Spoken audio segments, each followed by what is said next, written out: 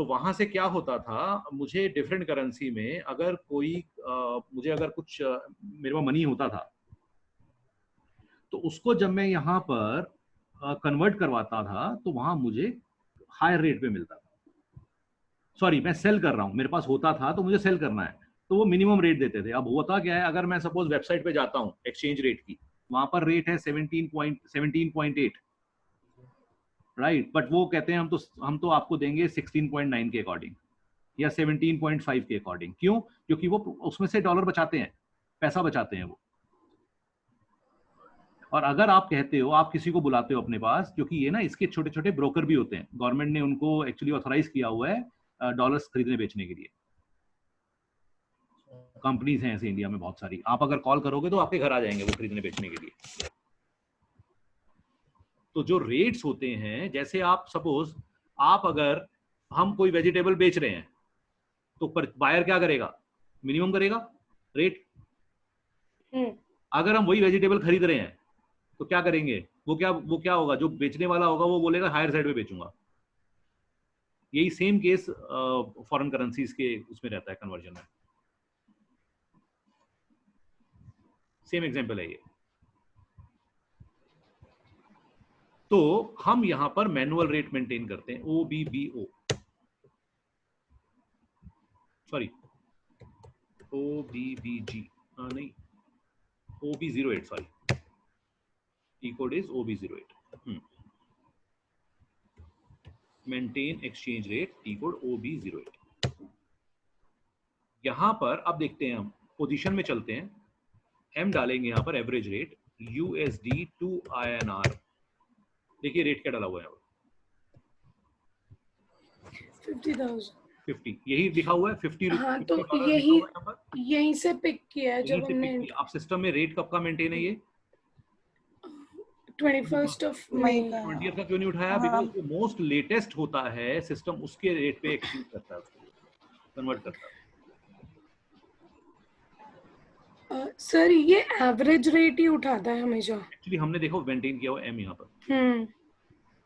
Actually SAP के अंदर जो एवरेज मेंटेन है वो एम के साथ मेंटेन है।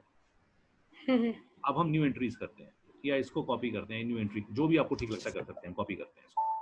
यहाँ पर डेट लेते हैं 01/06/2020, डेट लेते हैं 70। अब मोस्ट लेटेस्ट क्या है, 1 जून 71 जून का, ठीक है, तो 70 रुपीज। अब हम चलते हैं, यहाँ आते हैं, वापस आते हैं इसी ट्रांजैक्शन पे, रीरन करेंगे इसको।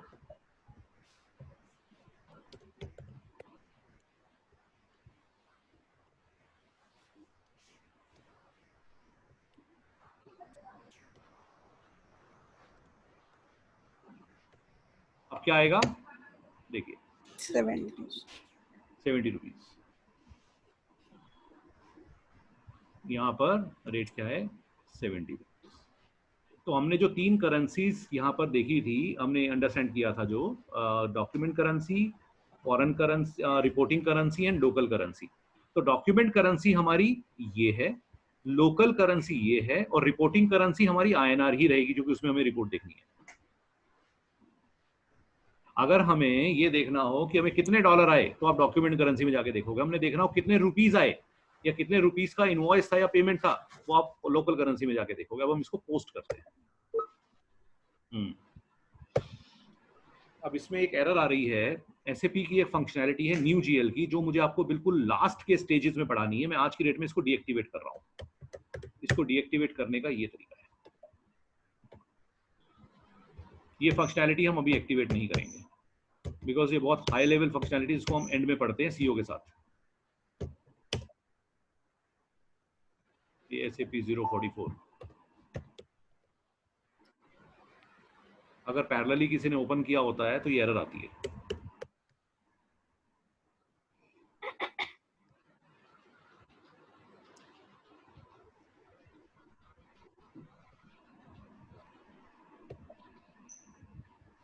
डीएक्टिवेट पर कंपनी कोड, इसको हम डीएक्टिवेट कर रहे हैं अपने कंपनी कोड को अभी के लिए। यहां से यहां से नहीं होगा, ये SM30 में जाके होगा। फिर SM30 टी कोड लेंगे,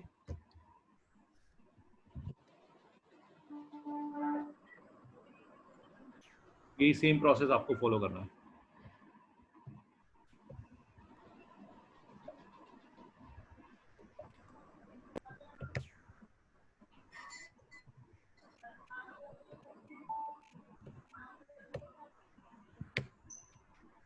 बैक करेंगे इसको,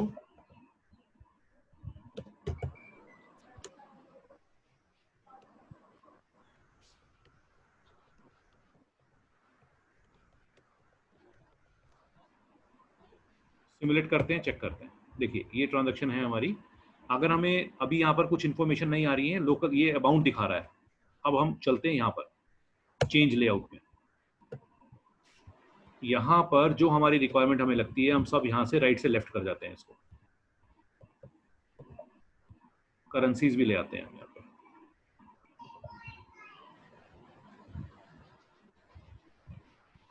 ये देखिए ये आ गया। तो हम यहाँ से जितनी फील्ड्स हमारी कस्टमाइजेबल होती हैं, इसको हम राइट से लेफ्ट लेके जाके हम वो रिपोर्टिंग देख सकते हैं। बिकॉज हमें अगर किसी फील्ड की रिक्वायरमेंट नहीं है तो हम उसको अननेसेसरली सिस्टम को परफॉर्मेंस स्लो नहीं करते हैं हम लोग, राइट। बिकॉज जितनी फील्ड्स आप यहाँ पर सेलेक्ट करेंगे उतनी फील्ड्स पे डेटा इंटरनली एक्सट्रैक्ट होता है सिस्टम में। जब वो एक्सट्रैक्शन चलता है, वो प्रोसेस चलता है, तो सिस्टम स्लो होता है। तो हमारी जो रिक्वायरमेंट है, सिर्फ उतनी ही रिक्वायरमेंट की हम फील्ड को यहाँ पर पॉपुलेट करते हैं। तो ये हमारी अभी ये डॉक्यूमेंट नंबर जनरेट होगा डॉक्यूमेंट टाइप के बेसिस पे। देखिए ये नंबर आ गया हमारा 1, लास्ट में 4। अब हम इसको रिपोर्ट, कौन सी रिपोर्ट में देखेंगे इसको? अब हम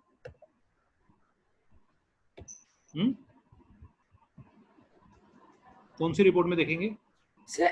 ये आएगा, एक मिनट से चीटिंग अलाउड है सर, वही रेफर ही कर रही हूँ sir. This will be FBL 3N। अगर देख के भी समझ लें आज की डेट में तो अच्छा है। FBL 3N, right. 4002। Local currency 70,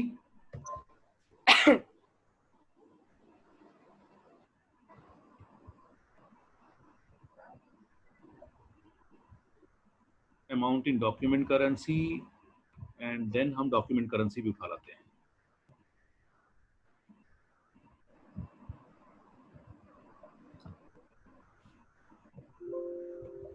ये देखिए USD 1000। ये डॉक्यूमेंट करेंसी है, ये लोकल करेंसी है। तो दो करेंसी तो हमें यहाँ पर शो हो रही है। रिपोर्टिंग करेंसी मतलब ये रिपोर्टिंग करेंसी हमारी जब ट्रायल बैलेंस निकालते हैं, बैलेंस शीट निकालते हैं, तो वहां देखते हैं, ठीक है। तो ये हमारी रिपोर्ट है। तो इस रिपोर्ट में क्या क्या आ रहा है? डॉक्यूमेंट नंबर आ रहा है, डॉक्यूमेंट डेट आ रही है, पोस्टिंग डेट नहीं आ रही है। इसको उठाते हैं यहाँ से, पोस्टिंग डेट को,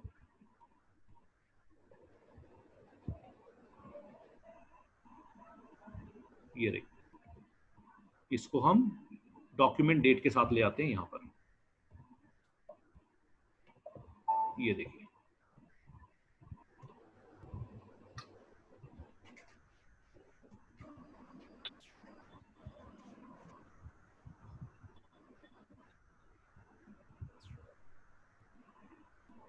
ठीक है। अब आते हैं इस फील्ड पे। ये क्या फील्ड है? इस फील्ड को देखिए, क्या है ये? Sir date. हाँ डेट। ओके, ये डेट है। ये है रिवर्स डेट है, राइट। हाँ हाँ 11/06/2020। यस। ये डेट कहाँ से आया? ये कहाँ से पॉपुलेट हुआ यहाँ पर? जहाँ से जिस डेट को हमने एंट्री की थी। लेकिन ये अपने आप असाइनमेंट फील्ड में कैसे आ गया? ये तो यहाँ आना चाहिए था। सर ये डेट नहीं है, मतलब ना जो जिस डेट को हम एंट्री करेंगे ये उसी का ही कुछ मतलब नंबर असाइन कर देगा शायद डेट से रिलेटेड। कर रहा है, बट कहाँ से असाइन कर रहा है? इसका सोर्स क्या है? इसका सोर्स है हमारा GL नंबर 4002। अच्छा वो इसका सोर्स है ये पोस्टिंग डेट। हाँ sort key. Okay. Sort key के बहुत सारे ऑप्शंस हैं। Document number with fiscal year, posting date, purchase order number, asset number, asset मतलब fix assets number, then customer number, then vendor number. ये depend करता है कौन सा GL हम क्रिएट कर रहे हैं और उसके अकॉर्डिंग हम सॉर्टिंग की लेते हैं। यहाँ पर सॉर्ट की लेते हैं। और सॉर्ट की का मतलब क्या, सॉर्टिंग का मतलब क्या होता है? सर फिल्टर करना। हाँ, तो ये भी उसी पर्पस के लिए कि सिस्टम में यहाँ पर ऑटोमेटिकली ये फील्ड पॉपुलेट हुआ और इस बेसिस पे आप फिल्टर आउट कर सकते हो डेटा को। बट यहाँ पर क्या है कि हमारे पास ऑलरेडी डेट्स हैं, इसलिए इस फील्ड की रिक्वायरमेंट नहीं है। बट जब हम MMSD-PP की कॉन्फ़िगरेशन पे आएंगे, इंटीग्रेशन पे आएंगे, तो इन फील्ड्स की बहुत ज्यादा वैल्यूज हो जाती है, क्योंकि जो डेटा MM से फ्लो के आया है वो MM की इंफॉर्मेशन को यहाँ पर रिफ्लेक्ट करता है। तो उसके अकॉर्डिंग हम लेके आते हैं। जब MM में कोई परचेज ऑर्डर के अगेंस्ट में कोई GRN होती है, मटेरियल आता है, तो यहाँ पर एक फील्ड, यहाँ पर वो वैल्यू आ जाती है PO की, जो कि और कहीं नहीं मिलेगी आपको। तो इस फील्ड को हम पर्पसली यूज कर सकते हैं कहीं पर, और बहुत स्मार्टली यूज कर सकते हैं हम इस फील्ड को, क्योंकि देखिए अल्टीमेटली SAP का एक ही बैकएंड पे एक पर्पस है, वो है रिपोर्टिंग। तो SAP ने कुछ ऐसे कनेक्ट्स बना रखे हैं इंटरनल, जो कि आप अगर एक वैल्यू कहीं पर एक जगह पुट करते हैं तो वो वैल्यू कहीं जाके पॉपुलेट हो जाती है और उस बेसिस पे आप रिपोर्टिंग ले सकते हैं। तो हमारी असाइनमेंट फील्ड, इसका बहुत बड़ा यूज है। इसका यूज कहाँ है? जब हम चेक से पेमेंट करते हैं तो यहाँ पर असाइनमेंट फील्ड में वो चेक नंबर डालते हैं, राइट। इसके बेसिस पे बहुत सारे सॉर्टिंग के भी ऑप्शंस हैं SAP के अंदर। हम डेटा को फिल्टर करने के लिए बहुत सारे पैरामीटर्स डिफाइन कर सकते हैं SAP सिस्टम में सॉर्ट की असाइनमेंट फील्ड के ऊपर।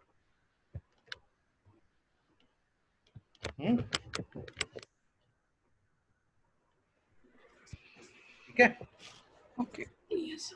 तो ये डेप्थ अगर पढ़ना है तो बुक्स पढ़ो, इसीलिए मैंने आपको बुक्स दी हुई हैं। उस बुक के अंदर जो आपके पास एक है TFIN50_1, उस बुक को जितना थॉरोली पढ़ोगे ना उतना आपको एडवांटेज मिलेगा, आपको उतना कॉन्फिडेंस SAP में आता जाएगा प्रैक्टिकली करने में। उस बुक को नहीं पढ़ेंगे तो मैं जो पढ़ाऊंगा वो उतना ही, आप उतने में ही लिमिट हो जाएंगे। तो अगर आपको उसको थोड़ा सा स्कोप को अगर आपको इंक्रीज करना है अपनी नॉलेज के, तो उन बुक्स को पढ़ो। सर एक चीज और पूछनी थी sir, opening of open close क्या था? Open posting period. Posting period में GL फाइनेंशियल अकाउंटिंग वाला पॉइंट रह गया था, उसके अंदर क्या करना होता है? एक सेकंड, इसमें सर इसके नीचे जो पॉइंट होता है जो हम खोलते हैं ना, तो सीक्वेंस में जो हम कर रहे हैं उतना कर लो जी। ठीक है, ये वाला पार्ट आप इतना कर लो, जिसको हम कर रहे हैं ना उसको आप डेप्थ में पढ़ते रहो, बिकॉज अदरवाइज SAP के अंदर जितना मैं बता रहा हूं समुद्र है, बहुत सारी चीजें बहुत अलग पर्पस के लिए यूज होती हैं, बट हम इसको उस लेवल, बिकॉज क्या है ना कि ये आप जितना इसको इन डेप्थ पढ़ते जाएंगे, इन फ्यूचर में एक्सपीरियंस करते जाएंगे, और ज्यादा आपकी नॉलेज एनहांस होती जाएगी। बट इनिशियल लेवल पे हमें अगर सपोज 80% रिक्वायरमेंट है तो 100% हम कभी नहीं पढ़ पाएंगे, बिकॉज ये बहुत बहुत डेप्थ है इसके अंदर। जितना हमें जॉब की रिक्वायरमेंट हम उतना एटलीस्ट पढ़ लेंगे, उससे बेटर कर लेंगे हम लोग। सो अब हम नेक्स्ट चलते हैं, प्रोसेस है हमारा। सर एक मिनट, ये आपने T कोड क्या बताया था जो हमने फॉरेन करेंसी वाला ट्रांजैक्शन किया था? ये रहा। अच्छा OB08, okay.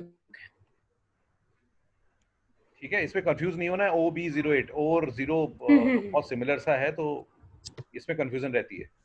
Yes sir. Accounts payable, accounts payable के दो साइड हैं, एक MM विद FI, एक ओनली FI। तो हमारा अभी का जो डिस्कशन पॉइंट है वो सिर्फ FI है। हम लोग FI के बेसिस पे अकाउंट्स पेएबल पढ़ेंगे अभी, और जब हम इंटीग्रेशन करेंगे तो हम MM के साथ डिस्कस करेंगे।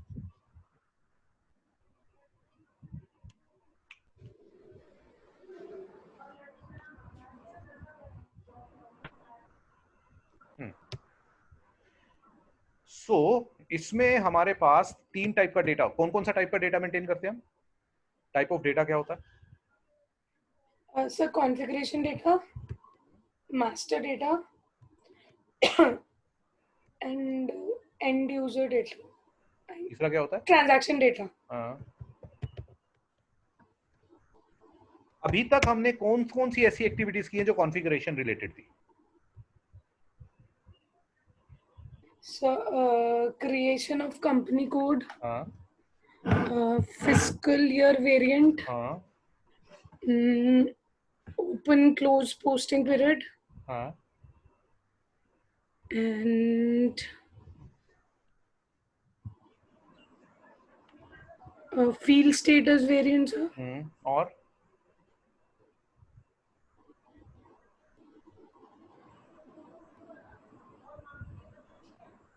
और क्या किया कॉन्फ़िगरेशन में हमने? सर जो हम डॉक्यूमेंट नंबर रेंज डिफाइन करते हैं, ठीक है, और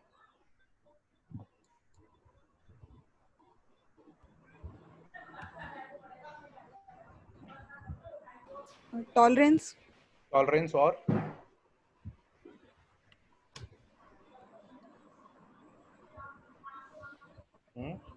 चार्ट ऑफ अकाउंट्स। ओके, और डॉक्यूमेंट स्टेटस नहीं, वो कॉन्फ़िगरेशन में कुछ नहीं होता उसका, वो सिर्फ एक अंडरस्टैंडिंग था हमारा, बट हमने कोई एक्टिविटी नहीं किया डॉक्यूमेंट स्टेटस पे।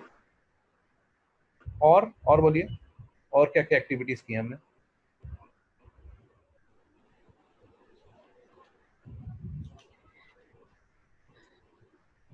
सर अकाउंट ग्रुप डिफाइन किया है, जीएल अकाउंट ग्रुप्स डिफाइन किए हैं, जीएल अकाउंट ग्रुप्स जो डिफाइन करे हमने। ओके,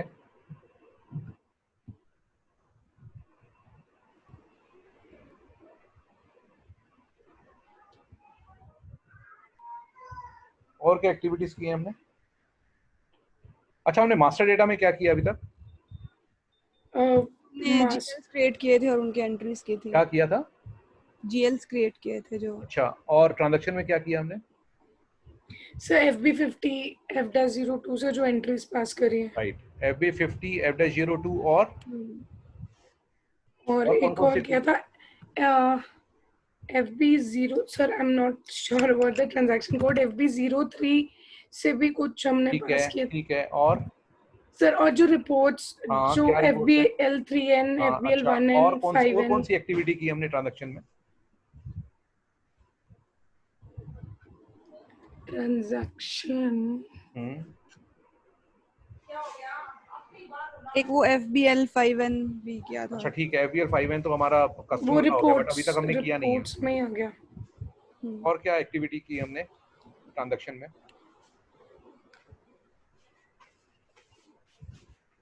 सर जो आज किया अभी OB08 वाला, दैट्स आल्सो ट्रांजैक्शन। F-03 भी तो किया था। हाँ सर वही, मैंने उसको FB03 बोला था सर। F-03 ओके, FB03 भी है वैसे, F-03 भी है। अच्छा हो गया, क्लियरिंग था वो। Clearing, yes sir. चलिए, तो ये 3 डिफरेंट टाइप का डेटा हमने मेंटेन किया। अब हम इसी को ही आगे फर्दर डिस्कस करने जा रहे हैं एपी में। कॉन्फ़िगरेशन डेटा एपी का होता है, पहला स्टेप है create vendor account, then create number ranges for vendor account groups.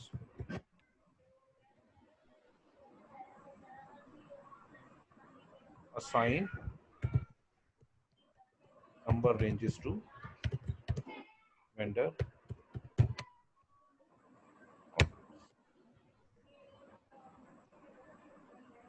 ये हमारा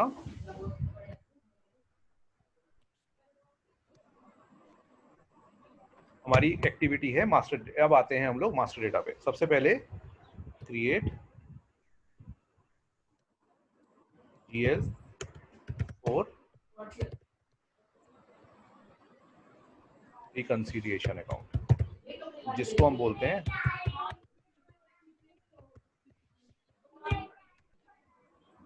सन्ड्री क्रेडिटर्स।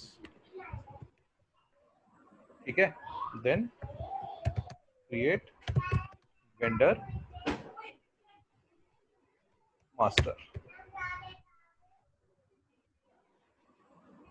ये हो गया हमारा। इसके बाद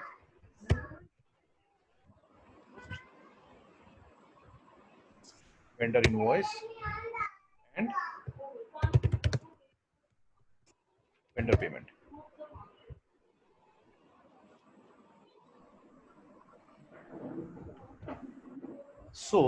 ये हमें अब तीनों पार्ट में, अब हम जो भी प्रोसेस इन फ्यूचर करने वाले हैं उनको हम 3 पार्ट में डिवाइड करके चलेंगे।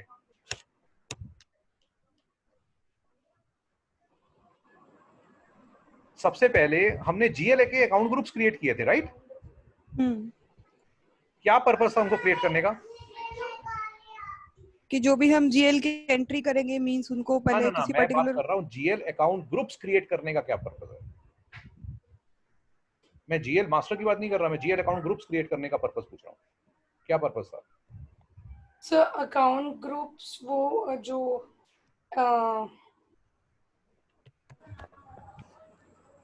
लाइबिलिटीज, एसेट्स, हाँ एक्सपेंसेस, इनकम, जो हाँ, वो वाले क्या ग्रुप्स पर्पस था? हमने क्रिएट करे थे ना। क्या पर्पस था? सो दैट जो हम उनको जो ग्रुप नंबरिंग करते हैं, जो हमारा अल्टीमेटली जो अच्छा जब हम वो बनाते हैं सर, क्या नाम है, जीएल बनाते हैं, so it will be with in that range. जैसे अगर हम Okay. एसेट्स का 1000 टू 1999 बनाते हैं, तो Right. मान लीजिए बैंक अकाउंट बना रहे हैं, तो वो इसी नंबर रेंज के अंदर बनेगा। राइट। सो उसका पर्पस था कि अगर हमें जीएल नंबर जस्ट अगर हम व्यू करें, then we can understand this GL belongs to which group. Same purpose vendor account groups create करने का है। अब आप एक चीज बताइए, हमने जीएल को 4 लेवल पे डिवाइड किया, जीएल अकाउंट ग्रुप्स को। हम उसको 30-40 लेवल से भी डिवाइड कर सकते हैं, जो हमने डिस्कस किया था इनिशियली, कि उसको भी फर्दर बाइफर्केशन कर सकते हैं हम। राइट। ऐसे ही वेंडर को हम किस लेवल पे बाइफर्केट कर सकते हैं कंपनी के अंदर? Sir it can be sir, जैसे मान लीजिए वेंडर को, हमारा कोई वेंडर है, जैसे हम जीएसटी लगाते हैं ना sir, with in the state, outside the state. So हम से if you are a company based in Delhi, तो हम वेंडर को उस हिसाब से बाइफिकेट कर सकते हैं कि ये दिल्ली के वेंडर्स हैं, ये रेगुलर वेंडर्स हैं, वन टाइम वेंडर्स हैं, या फिर और क्या डिफरेंशिएशन हो कोई सकता है?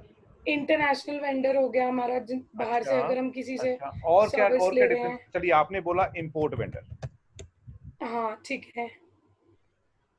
और क्या बाइफर्केशन हो सकता है वेंडर का? सर सर्विस रिलेटेड वेंडर और मटेरियल वेंडर अलग अलग हो सकते हैं वन हमारे। टाइम वेंडर भी ले लेते हैं, चलिए।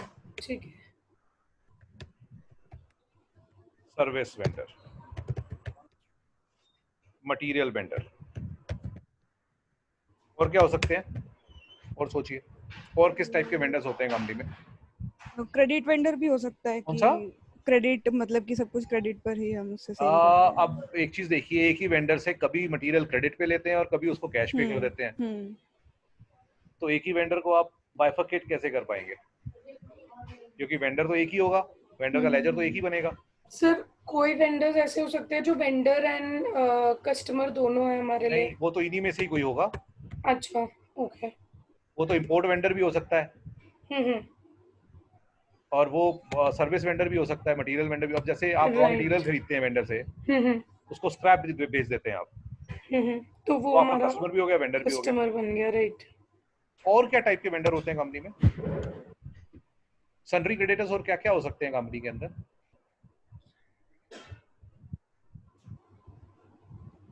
किस किस टाइप के और हम बाइफर्केशन कर सकते हैं वेंडर्स में?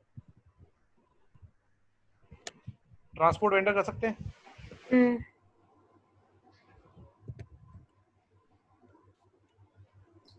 सर वो हम इसको मतलब सर्विस वेंडर को ही अगर फर्दर बाइफर्केट करेंगे आ तो सकता वो है, बिल्कुल आ सकता है। अगर है ना? देखिए, बिल्कुल सर्विस वेंडर आ सकता है।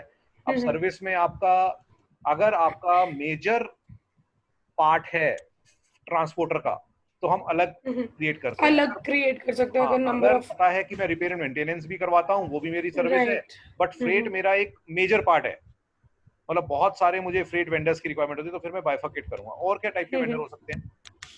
एम्प्लॉय हो सकते हैं। हाँ एम्प्लॉइज सैलरी पे करते हैं। हाँ, सैलरीज नहीं, नहीं, जिन एम्प्लॉयज को हम कोई एडवांस पेमेंट करते हैं फॉर सम ट्रैवलिंग पर्पस, अच्छा। या कोई वेंडर हमसे एडवांस ले, या कोई एम्प्लॉय हमसे एडवांस ले जाता है, उसको भी हम एम्प्लॉय वेंडर ट्रीट करते हैं तो अपनी बुक्स के अंदर। और क्या वेंडर हो सकता है? और कुछ? चलिए हम इतना लेके चलते हैं। फिर आते हैं हम नंबर रेंजेस। तो ये जो हमने वेंडर के अकाउंट ग्रुप्स क्रिएट किए,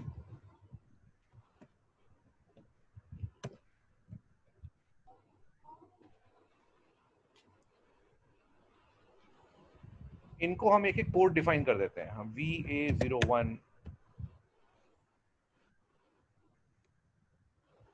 VA02, VA03, VA04, VA05, VA06, ये कोड दे दिए हमने इनको।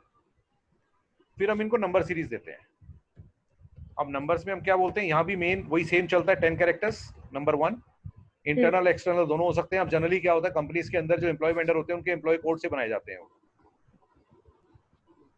राइट। तो वहां पर उस वेंडर का नाम ही, उसका जो वेंडर का कोड है वो वेंडर का कोड ही एम्प्लॉय कोड होता है। एसएपी सिस्टम के अंदर जो डिफाइन किया गया वो एम्प्लॉय का कोड, एम्प्लॉय वो वेंडर बन जाता है। सो इस केस में हम यहाँ पर एक्सटर्नल नंबर रेंज भी दे सकते हैं, मतलब मैनुअल डाला जाएगा। अब सर जो पहले हमने अकाउंट ग्रुप्स क्रिएट किए थे उनकी नंबरिंग भी जैसे VA01 ही थी मे बी, तो ये ऐसे सेम हो सकते हैं? देखिए क्या है, वो अलग हमारा एक पार्ट था क्रिएट करना, ये अलग है। इन दोनों का कोई लिंक नहीं है। जहां लिंक नहीं होगा वहां नहीं हो सकता। अगर आप सपोज वेंडर के ही अकाउंट ग्रुप में एक और बनाना चाहो VA01, तो नहीं होगा। ठीक है। अब देखिए नंबर भी मैं सेम ही दे रहा हूं जैसे हमने उनके नंबर दिए थे, डॉक्यूमेंट नंबर्स।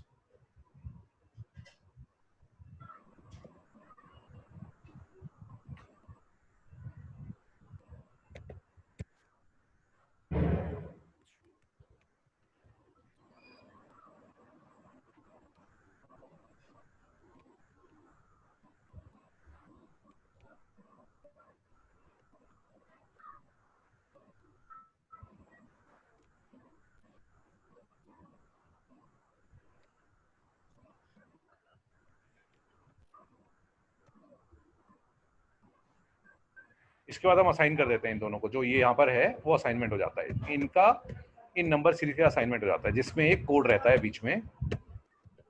जैसे हमने इसको कोड दे दिया सपोज 11, इसको 12, इसको 13, एंड अकॉर्डिंगली हम यहाँ पर नंबर दे देंगे जैसे हमने डॉक्यूमेंट नंबर रेंज दी थी। सेम कॉन्सेप्ट है सर। जो वेंडर्स को डॉक्यूमेंट नंबर दी थी और कस्टमर्स को डॉक्यूमेंट नंबर दी थी उस तरीके से।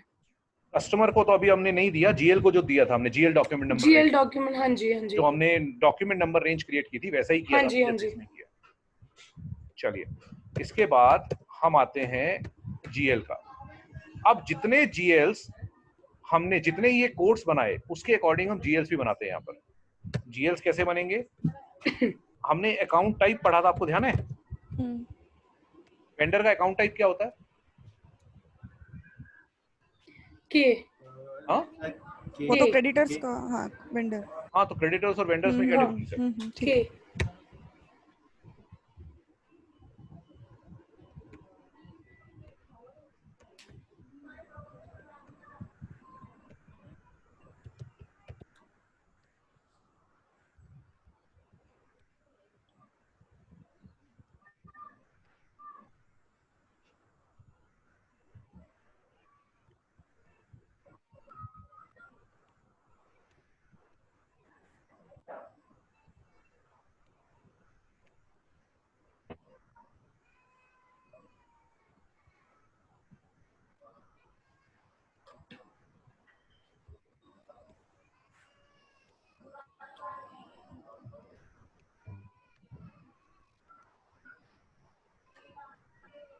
राइट, तो इतने हम जीएल्स भी बना देंगे, 5 जीएल्स बन जाएंगे।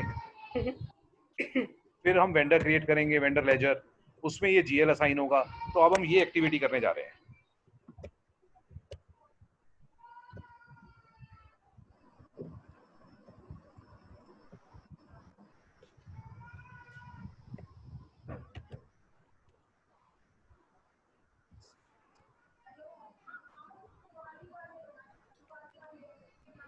ओके, अब हम चलते हैं एसपीआरओ में। एसपीआरओ टी कोड होता है हमारा कॉन्फ़िगरेशन में जाने के लिए। यहाँ पर financial accounting new, sorry, accounts receivable, accounts payable, vendor accounts, master data, preparation, define account groups. Account group create करेंगे सबसे पहले, न्यू एंट्रीज। अकाउंट ग्रुप का कोड हमने डिफाइन किया था यहाँ पर,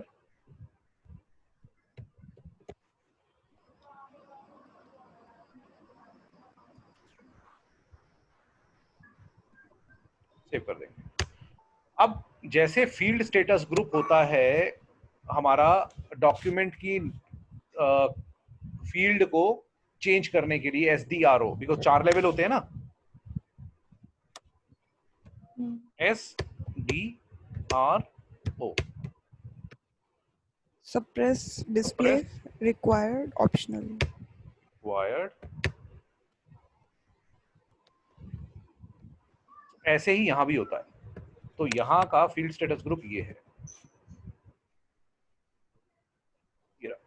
अगर उसका हमें किसी वेंडर में जाके उसका एड्रेस वेड्रेस रिक्वायर्ड करना है, सो दैट कोई यूजर उसमें ब्लैंक छोड़ के ना चला जाए। जैसे पोस्टल कोड है, हम जो अपना पिन कोड डालते हैं वो पिन कोड मैंडेटरी होना चाहिए, सिटी मैंडेटरी होना चाहिए, नेम उसका मैंडेटरी होना चाहिए, नहीं तो विदाउट नाम डाले वो वेंडर क्रिएट कर दे और सेव कर दे तो हमें ये नहीं पता वेंडर क्या है। ये कोड तो बन जाएगा उसका बट नाम नहीं पता होगा। तो उस केस में हम यहाँ पर इसका फील्ड स्टेटस ग्रुप भी यूज करते हैं। दूसरा,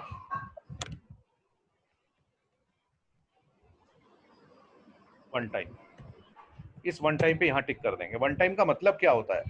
ऐसा वेंडर जिससे आप अपने पूरे कंप्लीट एक कंपनी के अंदर आप वन टाइम ही उसके साथ डील करेंगे, मतलब वो नेक्स्ट टाइम उससे डील नहीं होगा। तो इस केस में हम क्या करते हैं, सपोज ऐसे 500 वेंडर्स हैं जिससे आपने वन टाइम डील किया, तो अब हम उस केस में क्या होता है कि वेंडर के मास्टर्स क्रिएट नहीं करते हैं। वेंडर मास्टर क्रिएट नहीं होता है उस केस में। उस केस में हम सिर्फ एक मास्टर क्रिएट करते हैं वन टाइम के नाम से, और उसके अकॉर्डिंग हम सारे वेंडर्स उस वन टाइम वेंडर ग्रुप के अंदर हम उसको ट्रांसफर कर देते हैं। और उसमें वेंडर का कोड एक रहता है, बट जब हम वेंडर की इनवॉइस क्रिएट करते हैं तो वहां एड्रेस वगैरह डालते हैं हम। तो ये हम करके देखेंगे। Third, service vendor.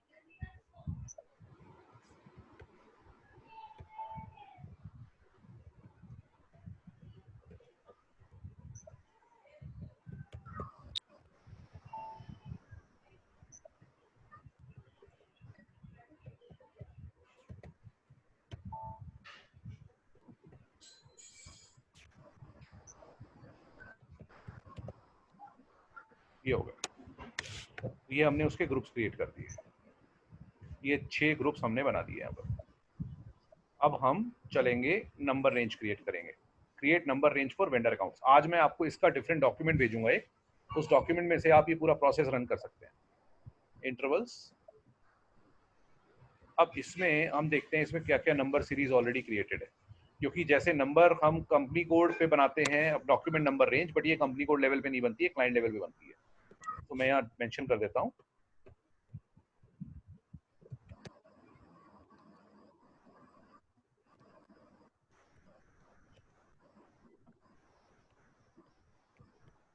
अच्छा, मैंने एक क्वेश्चन पूछा था आप लोगों से, ध्यान है? उस क्वेश्चन का आंसर मिला सर? क्या क्वेश्चन था?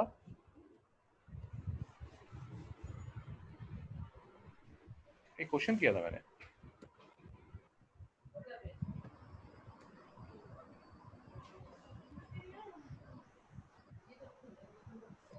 नहीं क्या सर अभी की पिछली क्लास में? आई थिंक पिछली क्लासेस में। ओके, आई थिंक वो मिस हुआ है शायद। चलिए मैं question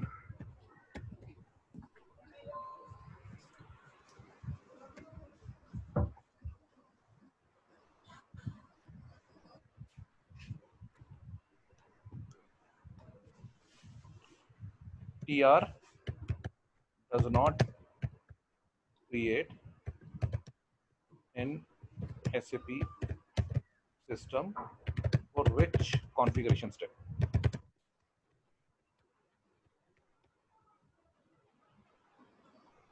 TR does not create an SAP system for which configuration steps? So हमने जो अभी तक डिस्कस किया था कि all these configuration steps once we saved, system create the TR. But now the question is, in which configuration steps system does not create the TR?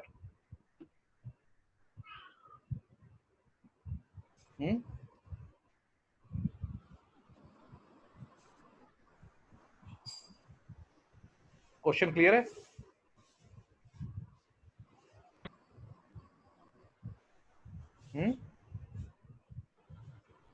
Sir, trying to relate. क्या कह रहे हैं? Sir, trying to relate. Trying to relate, okay.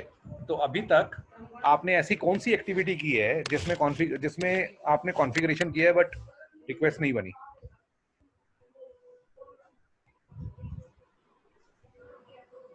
Sir ये वही है ना, जैसे जब हम वो जो लास्ट स्टेप में रिक्वेस्ट बन के आती है वो वाला कह रहे हो ना आप, जब हम सेव करने से पहले।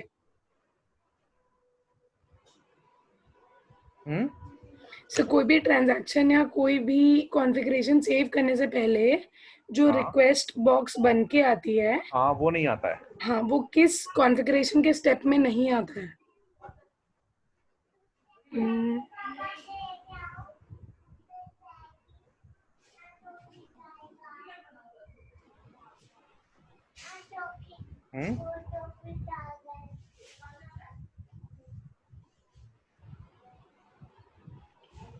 कौन सा ऐसा स्टेप किया अभी तक आपने? चलिए इसको फाइंड आउट करिएगा, बाद में करते हैं। आप इसको करिएगा। जी सर। तो यहाँ पर हमें नंबर सीरीज फाइंड आउट करना थोड़ा टफ है बिकॉज नंबर ओवरलैप नहीं हो सकते। तो इसके लिए हमें यहाँ जाना पड़ेगा। हम पहले यहाँ आएंगे क्रिएट मोड में, फिर हमें इंटरवल में जाना पड़ेगा, फ्री इंटरवल्स। कोई फ्री इंटरवल है ही नहीं क्योंकि हमने वहां तो फ्री इंटरवल्स खुद से बना लिए थे, बट यहाँ नहीं हो सकता है। तो इस केस में हम क्या करेंगे, 1 2 3 4 5 ये 5 नंबर ले लेते हैं और उन पांचों को असाइन कर देंगे और 15 ले लेंगे। 1 2 3 4 5 एंड 15 हम क्रिएट नहीं करते हैं नया। Then assign number range to vendor position VA01। देखिए 01 02 03 04 05 एंड 15 ये हो गया। ठीक है। अब जो नंबर्स क्रिएट होंगे वो इसके अकॉर्डिंग होंगे, जो भी नेक्स्ट नंबर अवेलेबल होगा वो सिस्टम जनरेट कर देगा। ओके, तो ये हमारा कॉन्फ़िगरेशन पार्ट हो गया। अब हम जीएल क्रिएट करते हैं, जीएल मास्टर। अभी तक हमने 3-4 जीएल क्रिएट किए हैं। एक तो बैंक का जीएल बनाया हमने, एक हमने सैलरी पेबल बनाया, एक सैलरी एक्सपेंस बनाया और हमने एक कंसल्टेंसी एक्सपेंस बनाया। तो अब हम नेक्स्ट जीएल्स बनाते हैं। Create ledger master GL individual processing center, enter. पहला जीएल बनाते हैं 1002।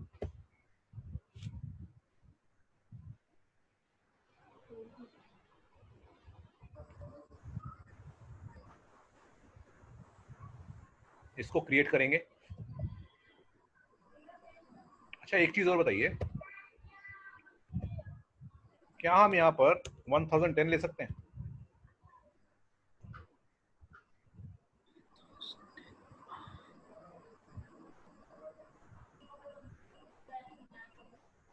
पॉसिबल है? Yes sir. बट क्या डॉक्यूमेंट हम पहले एक के बाद 10th क्रिएट कर सकते हैं? सर कर सकते हैं। एक सेकंड होल्ड करिएगा। हाँ जी। ये सर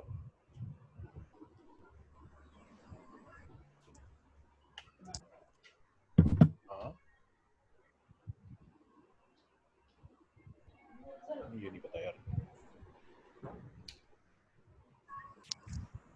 हाँ हाँ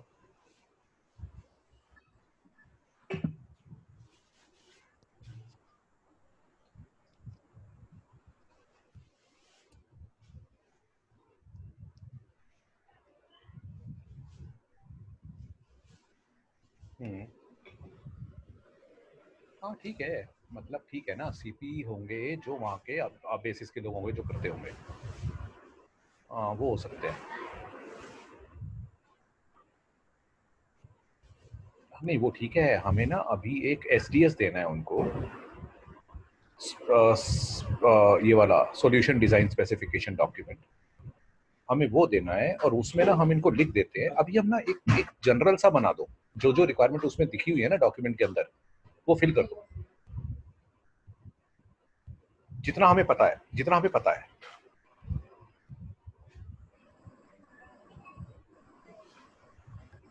कोई बात नहीं करना ना, हमें तो सिर्फ रिपोर्ट वाला पार्ट देखना है। हमें सिर्फ रिपोर्ट वाला देखना है। उसमें जहां जहां आपको लगता है कि आप उसमें कुछ डिटेलिंग कर सकते हो, जहां डाल सकते हो डाल दो, बाकी छोड़ दो।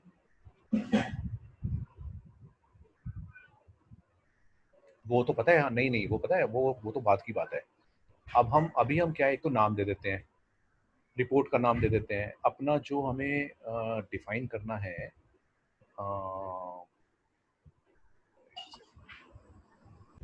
हाँ, तो ये GL 1010 बन सकता है।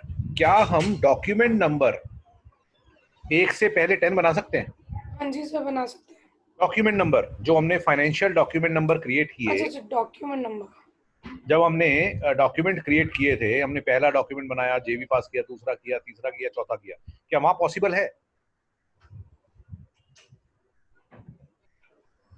हमने डिस्कस किया था नंबर रेंजेस 2 लेवल पे डिफाइन होती है, एक इंटरनल एक एक्सटर्नल। इसकी नंबर रेंज सिर्फ एक्सटर्नल होती है, इंटरनल होती ही नहीं है, तो इसमें मैनुअल नंबर ही डलता है। ठीक है, तो ये नेक्स्ट नंबर 1002 डलेगा। क्रिएट करते हैं बैलेंस शीट। तो सर इसमें हम स्किप कर सकते हैं ना, मतलब? बिल्कुल कर सकते हैं, 1010 पहले बना सकते हैं। Right right.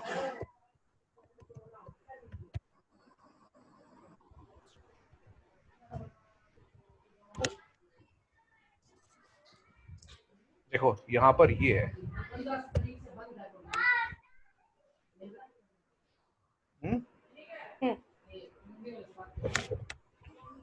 अच्छा इस पे टिक होगा?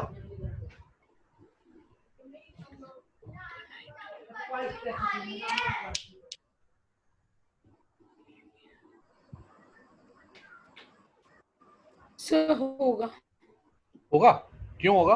हाँ जी क्यों होगा? Sir, because we would like to see the outstanding balance of the vendors. Okay, चलिए हम अपने डॉक्यूमेंट को रेफर करते हैं।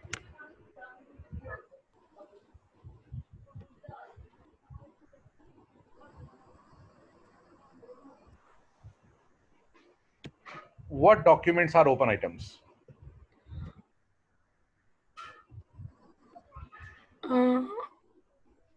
Provision, tax tax clearing, reconciliation, of those are only balance sheet items. balance sheet cannot items. be open items, right? Right. अब हम चलते हैं ओपन आइटम मैनेजमेंट में। देखिए यहाँ पढ़िए, हमने ये डिफाइन किया था क्या कुछ? ओके, मैं इसमें एक चीज और मेंशन कर देता हूँ। Open item management happens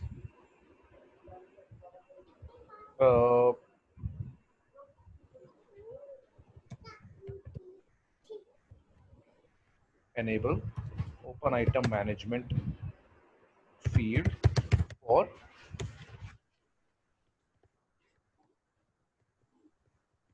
reconciliation account। अच्छा, ओके। एक सेकेंड सर, मैं कॉल करूँ थोड़ी देर में, क्लास में हूँ। चलिए कट गया। We cannot enable open item management field in GL for reconciliation accounts because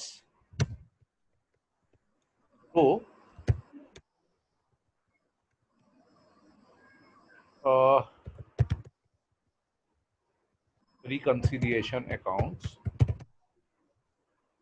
are open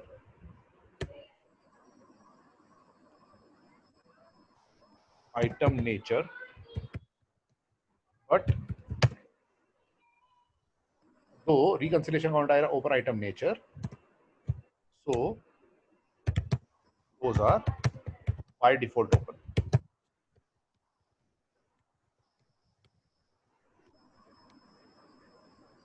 So So though reconciliation accounts are open item nature, so those are by default open items. Okay so हम वो by default open है तो हमको उसको select करने की जरूरत नहीं है. देखो हम करते हैं, इम्पैक्ट देखते हैं.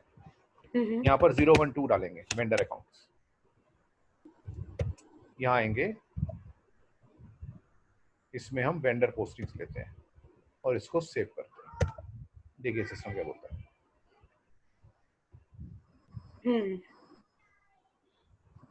So not required. GL बन गया. दूसरा GL बनाते हैं. थर्ड नंबर कॉपी करेंगे 1002 से.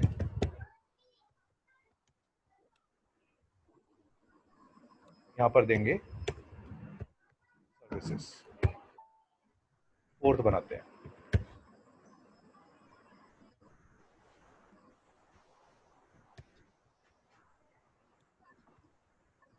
ट्रांसपोर्टर. एक और बनाते हैं.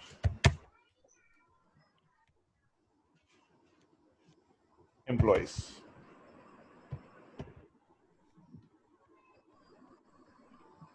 ठीक है. सो ये हमने कुछ 4 GLs बनाए हैं इसके लिए. अब हम कल जो नेक्स्ट क्लास में हम लोग स्टार्ट करेंगे वो हम करेंगे वेंडर का मास्टर डेटा. आज नहीं कर रहे हम अभी. ठीक है. आप लोग इस लेवल तक आ जाओ. ये संच क्या कह रहे हैं? आप बोलिए सर. आप कंप्लीट कर लीजिए उसके बाद. सर आप कंप्लीट कर लीजिए उसके बाद पूछ लो. नहीं हो गया कंप्लीट, बताइए. हेलो. हाँ अंश बोलिए, हो गया कंप्लीट. हेलो सर मेरे को इससे अलग एक चीज नहीं थी. आप में बात कर रहे थे तो वो बता रहा था कि उसकी कोई जानकारी में कि कोई फ्रेंड है वो किसी कंपनी में 12 बार इंटरव्यू दे चुका और जब उसने नेक्स्ट टाइम किसी उसमें दिया तो उसका सिलेक्शन हो गया बिना सर का कुछ करे. तो ऐसा पॉसिबल होता है? मैं समझा नहीं, आपकी आवाज क्लियर नहीं है. सर वो कह रहा है कि उसका एक फ्रेंड है, वो किसी कंपनी में इंटरव्यू दे के आया बिना सैप का कोर्स किया और उसका ऐसे सिलेक्शन हो गया सैप में. तो ऐसा पॉसिबल है? हाँ आप पढ़ो ना, कुछ मत करो. आपके अगर रिलेटिव्स हैं कंपनी में तो जरूर हो जाएगा. अच्छा. तो सर वो ये भी तो हो सकता है वो एज अ फ्रेशर वो सैलरी पैकेज हर चीज पे डिपेंड देखो करेगा. जॉब लगना क्राइटेरिया नहीं है कि नॉलेज हो. मैं